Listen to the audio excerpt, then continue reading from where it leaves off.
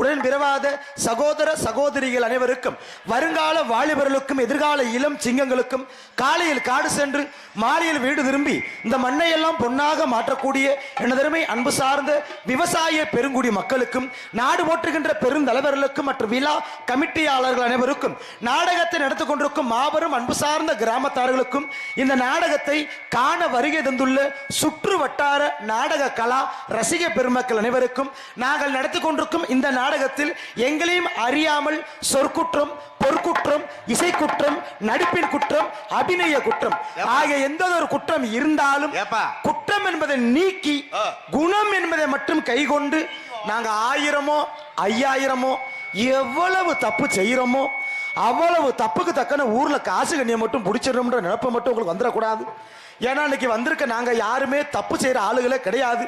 புல்லா அரிச்சந்திர வகைராக்க உண்மையை சொல்றீங்க ஏங்க, நம்மள அது காசுக்கு நடிக்கிறோம். ஆனா இங்க நாடகம் பார்க்கிற ஒவ்வொருத்தருமே ஒரு விதத்துல நடிகந்த உண்மைதானே? எல்லா பேருமே உலகத்துல நடிச்சாதான் பேர் வாங்க முடியும். என்ன நம்ம மேடையில் நடிக்கிற, அவங்க வீட்டுல நடிக்கிறாங்க. இந்த உலகத்துல நடிப்பு எல்லாத்துக்கும் பொதுவானது. ஆனா எப்படி நடிக்கிறான்றது திறமையா நடிக்க கத்துக்கிறோம். என்னயா என்னமாமா எல்லா பேரும் இந்த ஐயா வர்றாரு, வாங்க ஐயா. பாதி நேரத்துக்கு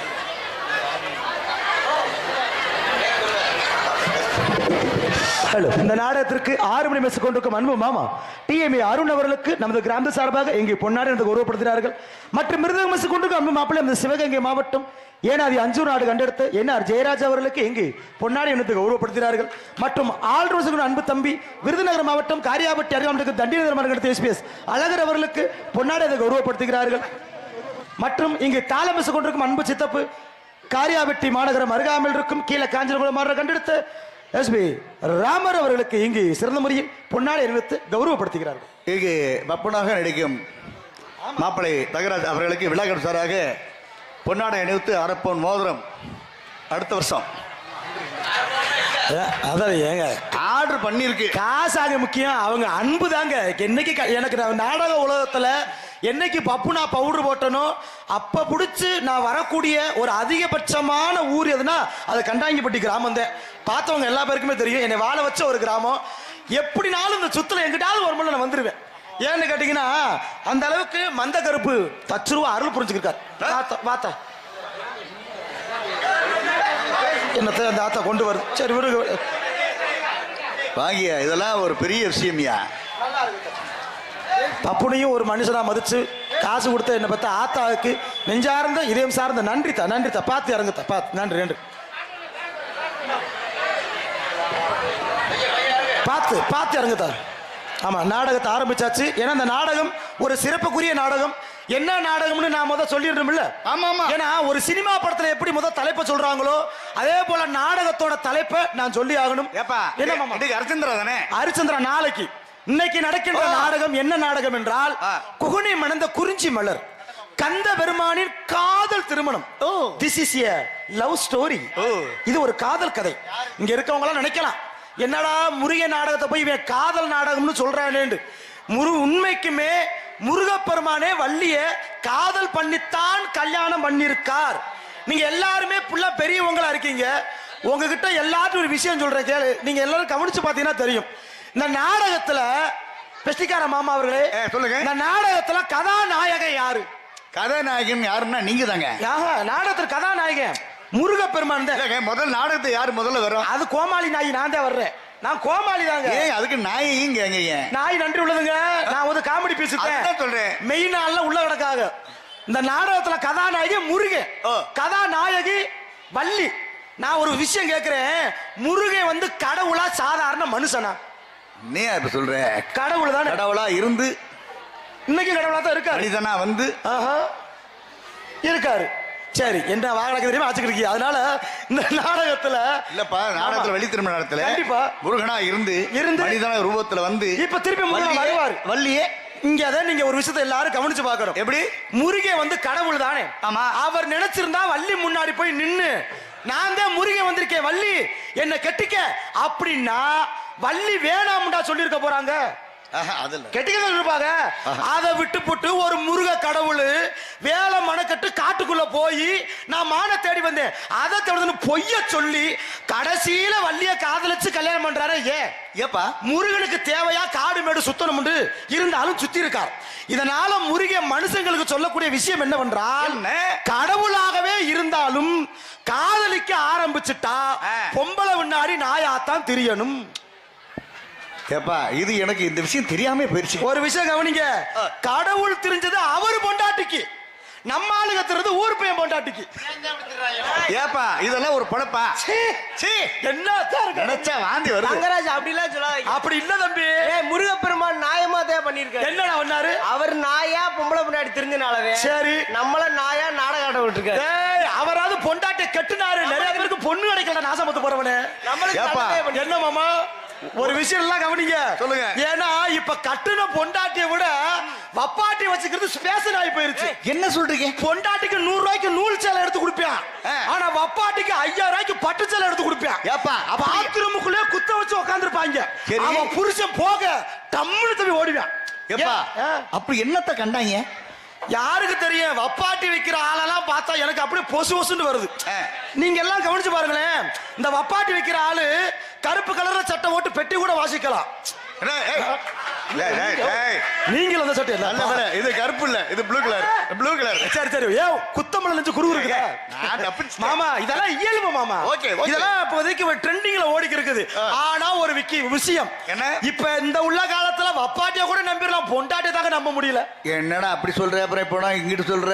கேரளாவுல ஒரு 15 நாளைக்கு முன்னாடி ஒரு சம்பவம் நடந்துச்சு. என்னப்பா? அந்த பொம்பளை புருஷன் கிட்ட ஒரு 1.5 பவுன்ல தோடு ஒண்ணு கேட்டு இருந்திருக்கா. சரி, இவன் வாங்கி தரேன் சொல்லி சமாளிச்சுக்கிட்டு இருந்திருக்கா. சரி, இந்த பொம்பளை என்ன பண்ணிட்டா, எனக்கு தோடானா வாங்கி தர மாட்டேற, தெரிஞ்ச நர்ஸ கூட்டி வந்து இவனுக்கு மயக்க ஊசி போட்டு புருஷக்காரரை தூக்கிட்டு போய் ஆஸ்பத்திரியில படுக்க போட்டு ஒரு கிட்னியை வித்து இவ தோடு வாங்கி போட்டு இருந்திருக்கா. கட்டுன புருஷன் பொண்டாட்டிகிட்ட நம்பி படுக்க முடியல, கிட்னியை கலந்து போயிடுறாங்க. ஏப்பா நகை வேலை அப்படி போய்கிட்டு இருக்கு. இன்னைக்கு ஒரு விஷயம் தான், இதனால புருஷனை சொல்றானா தப்பு இல்ல. நேத்து மட்டும் வந்துருவாங்க. நேத்து மட்டும் எவ்வளவு ஏறி இருக்கு? 9520 ரூபாய் ஏறி இருக்கு. ஆமா, 3000 குறைஞ்சிருக்கு. காலைல ஏத்திடுவாங்க. நீங்க சும்மா இருக்க, காலைல ஏத்திடுவாங்க. நகை ஏத்தா உங்க வீட்டுல ஒரு பிறந்த பரப்பான சொல்றேன், நகை நட்டை போட்டுக்கிட்டு புருஷன் கூட யாராவது சொந்தக்காரங்க கூட தெரிஞ்சா மட்டும் வெளியே தருவ போங்க. இல்லன்னா சும்மா வாசல்ல கூட உட்காந்துக்கிட்டு நீங்க பித்தாலத்தான் போட்டிருப்பீங்க. ஆனா வர்ற கலவாணி பையன் தங்கம் நினைச்சு அத்துட்டு போயிட்டானோ பரவாயில்ல, வல்லாண்டு கழுத்தெழுத்து அறுத்து விட்டு போயிட்டானா பெரிய பிரச்சனை. ஏன்னா எங்க ஊர்ல ஒரு கிளவி அப்படித்த வாசல்ல உட்காந்து பாக்குறதுக்கு முன்னே தண்டட்டிய காத்தோட எடுத்துட்டு போயிட்டான்.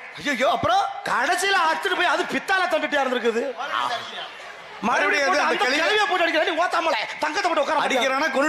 என்ன பண்றங்க? உண்மைக்கே ரொம்ப பாவம். நகநட்டை போட்டு எங்க இந்த விஷயத்து போகாதீங்க, உசுருக்கு ஆபத்து நிறைய இருக்குது. ஏன்னா அந்த உலகத்துல களவாணி பையன் ரொம்ப பெருத்து போயிட்டான். ஆனா ஒரு விஷயம் எல்லாம் கவனி பாருங்களேன், இன்னைக்கு இந்த உலகத்துல ரொம்ப கொடுத்து வச்சவங்க யாரு தெரியுமா? என்ன பெத்த ஆத்தாக்கதான் புள்ள திருச்ச மக நெத்தில திருநீர் நிரம்பி இருக்குது. ஆமா ஆமா ஜம்முண்டு. ஆனா பக்கத்துல புருஷனப்பல லூசு மாதிரி உட்காந்துருப்பேன். என்னடா சொல்ற? ஏன் அப்படி? உண்மைக்கு ஆம்பளை எல்லாம் ரொம்ப பாவமுங்க. என்னடா நம்மள புள்ள சம்பாதிக்கிறதுக்குன்னு நேர்ந்து விட்டுருக்காங்க. நம்மளும் சம்பாதிச்சுதான் குடுக்குறான். ஆனா கோடி கோடியா பணத்தை கொட்டு பொம்பளை சொல்ற ஒரே ஒரு வசனம் என்ன, இப்படித்தான் நீ நக்கன நக்காக்கும் முடிச்சிடும்.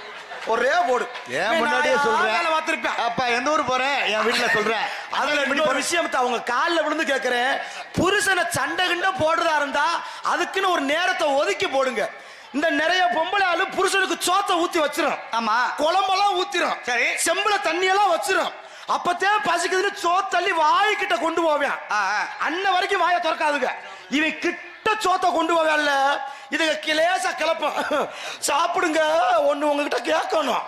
இந்த சோறு மைத்துல இறங்கு தொண்டைக்குள்ள இவ எதை கேட்க போறாளோ என்ன பண்ண போறான்னு உயிரை கையில உடிச்சுக்கிட்டே இருப்பான். ஏத சொல்றேன்னா ஆண்கள் மனசு வந்து ரொம்ப இலகுன மனசு. அதான உண்மை. ஒரு சில ஆம்பளைய தண்ணிய போட்டு வாரான்னு நிறைய பொம்பளை ஸ்டேஷன்ல கம்ப்ளைண்ட் கொடுக்குறீங்க. ஆமா, ஒரு ஆம்பளை ஏன் குடிக்கிறான்னா பெண்கள் நீங்க டயத்துக்கு முத கஞ்சி ஊத்தணும். கஞ்சி ஊத்துனாத்தே புருஷன் நிம்மதியா இருக்க முடியும். என் பொண்டாட்டியும் ஒரு டிவி சீரியல் போயிட்டு இருந்தேன். ஆமா சரி. நாடகத்தை முடிச்சு முந்தானத்து வீட்டுக்கு போறேன். மதியானம் 11:30. சரி போனா வீட்டுக்கு போய் அப்பதான் நுழைஞ்சு. நீங்க 11:30 போனீங்க, நீங்க 9 மணிக்கெல்லாம் போயிருக்க வேண்டியது. மாமா பெரியவங்க எல்லா பேருக்குமே தெரியும். என்ன? அவங்க காலத்திலயும் டிவில சீரியல் ஓடுச்சு. மெட்டி ஒளி, இந்த கோலங்கள், சித்தி 6 மணிக்கு ஆரம்பிச்சு ஒரு 9 மணிக்கு முடிச்சிருக்கேன். ஆமா. இப்ப நாசமத்து போக எந்த டிவியை திறந்தாலும் விடிய விடிய சீரியல் போடுறாங்க. என் பொண்டாட்டி விஜய் சீரியல் பாத்துக்கிறதா. சரி. நான் சொன்னேன், அடியே காலைல சாப்பாடு சாப்பிடல, பசிக்குது கஞ்சி ஊத்துன்னு சொன்னேன். அவ இன்ட்ரெஸ்டா டிவில சீரியல் பாத்துக்கிறத சத்தம் போடு விளம்பரம் மட்டும் ஊத்தலேண்டா. என்ன ஊத்துறேன்னா என்ன? சரின்னு உக்காந்துக்கிறேன். நான் சொன்னது என் பொண்டாடி கிடைச்சா இல்லையா, மந்த கருப்புக்கு கேட்டுச்சு. நான் சொல்லி முடிக்க டிவில விளம்பரத்தை போட்டேன். ஆகா சோறு கிடைக்க போதுன்னு ஆர்வத்துல சந்தோஷத்துல உட்காந்துருக்கேன். சரி. என் பொண்டாட்டி எந்திரிச்சா விடுவிடுன்னு சமய கூட்டுக்குள்ள போனா சில்வர் தட்டை எடுத்து என் முன்ன வச்சால சீரியல போட்டேன். போய் உக்காந்துட்டா. சரி அடுத்த விளம்பரத்துக்கு சோறு வந்துருன்னு பாத்துக்கிட்டே இருக்கேன். 5 நிமிஷம் கழிச்சு விளம்பரத்தை போட்டாங்க. மறுபடியும் விளம்பரத்தை போட்டு என் பொண்டாட்டி ரிமோட்டை வச்சுக்கிட்டு டக்குன்னு என்ன பார்த்து திரும்பினா. திரும்பிட்டு ஒரு வார்த்தை கேட்டா செருப்புட்டு அடிச்ச மாதிரி இருந்துச்சு. என்னப்பா? என்ன பார்த்து கேக்குறா, என்னன்னு? இந்த சாப்பிட்டா தட்டை எடுத்து உள்ள வைக்க மாட்டியா, எதுக்கு வெறும் தட்டை வச்சு உக்காந்துருக்கான்னு கேக்குறா. சோறே வைக்கல, சோற வச்சதே வெறும் தட்டு மாதிரி இருக்கு. அப்ப எந்த அளவுக்கு மூளை அத கூட விட்டு தொலைங்க. சரி. போன வாரம் எனக்கு நாடகம் நின்று போச்சுங்க. நானும் என் பொண்டாட்டி கூட சேர்ந்து நாடகத்தை பார்ப்போம்னு பார்த்துட்டேன். அதுல கடைசி கட்டம் ஓடிக்கு இருக்குது. என்ன கட்டம் தெரியுமா? புருஷனுக்கு பொண்டாட்டிக்கு சண்டை.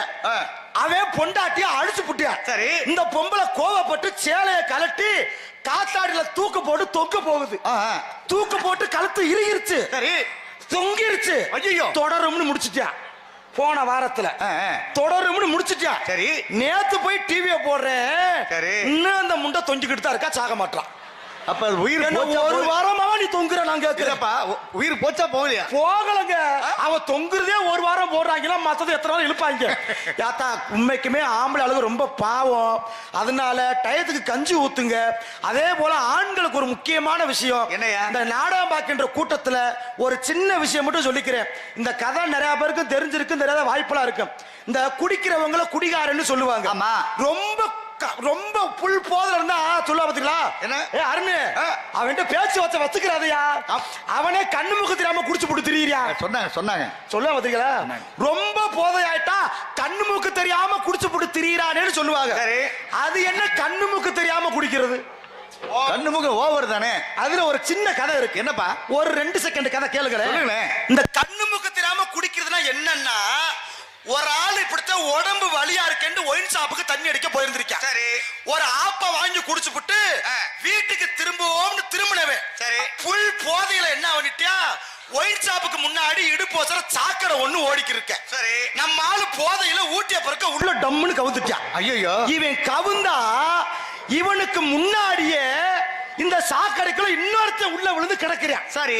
அவன் மேல இவன் போய் உள்ள விழுக, கீழே இருக்கிறவன் மேல இருக்கிற பார்த்து கேக்குறியான், ஏன்டா கோத்தா மகனே 4 மணி நேரமா இங்க நான் இருக்கேன், எப்படா ஏன் மேல நீ விழ போச்சு இந்த நான் வாயில குத்துறியா. சரி. அதுக்குத்தான் மேல இருக்கிற கீழே இருக்கிற பார்த்து சொல்லிருக்கான், நான் இந்த ஊர்ல 50 வருஷமா இருக்கேன்டா, நீ யாரா என்ன கேட்க போச்சுன்னு இவன் அவனை வயிற்றுல குத்துறியா. எங்க நடக்குது?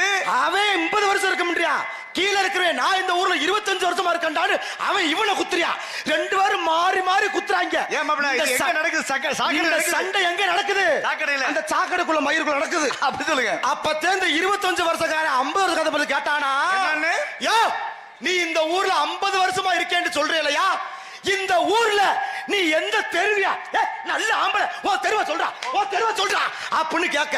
அப்பத்தே மேல இருக்கேன்னு சொல்லிருக்கேன். நீ கேக்குற மாதிரி உங்கள இல்லங்க. அப்பத்தே மேல இருக்கேன்னு சொல்லிருக்கேன். என்ன இந்த ஊர்ல நான் மேல தெருவுலாண்டா குடியிருக்கேன். இவனுக்கு கோபம். என்னது மேல தெருவா? டேய் நானும் மேல தெருவுலாண்டா குடியிருக்கேன்.